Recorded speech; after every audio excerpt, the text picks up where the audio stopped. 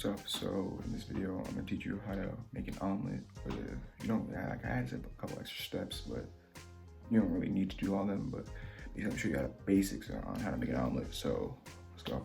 You're gonna need eggs, seasonings. I got curry, chili, pepper, and garlic salt. And you're also gonna need some tomatoes, some ham, some cheese, and a knife to slice it all up. You should probably do it on a cutting board though. So you're also gonna need a bowl and a fork to whisk it all together. You can use a whisk, but that's just a hassle to clean, so I use a fork.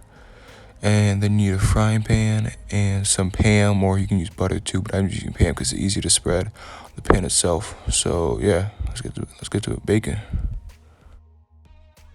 So you can use like any amount of eggs you want. Usually I use it anywhere from like 3 to 5. This one I just used 3 eggs. So you crack the first two in the bowl, and then after I crack the first two, I start to get to slicing and cutting. So I slice the tomatoes like that. Make sure you don't cut your fingers though. I don't want to be held a cannibal for that. I don't want any charge or nothing. You feel me?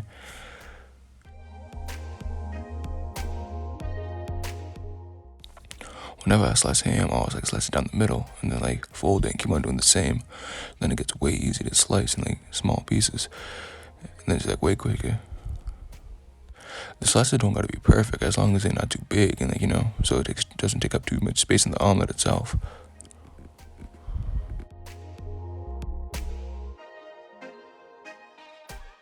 Then you start putting the first batch of everything in. I put the ham first, then I grab a little mozzarella, shredded cheese. Then I had to scoop up the tomatoes with a spoon. It's too hard to grab my hands. Then I put in the second egg. I messed up a little here, but then I still crack it with one hand, so that's pretty nice. Then I grab the second batch of everything. I grab my cheese, my ham. Then I had to scoop up the tomatoes again. Still too hard to grab my hand. Goddamn. Then I got my seasoning. I got my pepper first. I gotta tap it in with your finger so you don't put in too much. Then you gotta grab the chili, open it up. That container was hard to open up, my guy. So then you don't put in a little too much. All right. Then you put some curry. Adds like a little chicken flavor. Then you grab the garlic sea salt. Bro, it tastes different. Then you start whisking it all up together. Make sure all the ingredients are in the middle, so then it really gets mixed up good.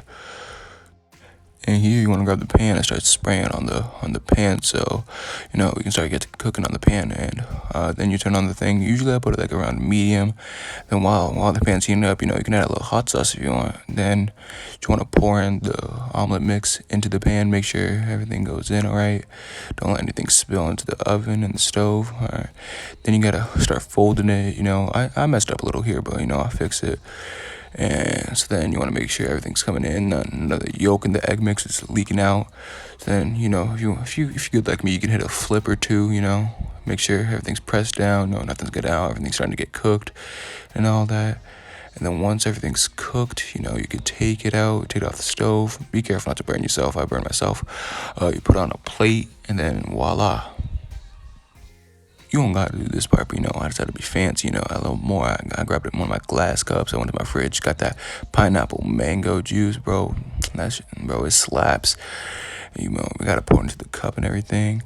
And then once I pour it in the cup, I put it right next to my dish, make it look 20 times better at least. And then voila, perfect dish. Here's an omelet.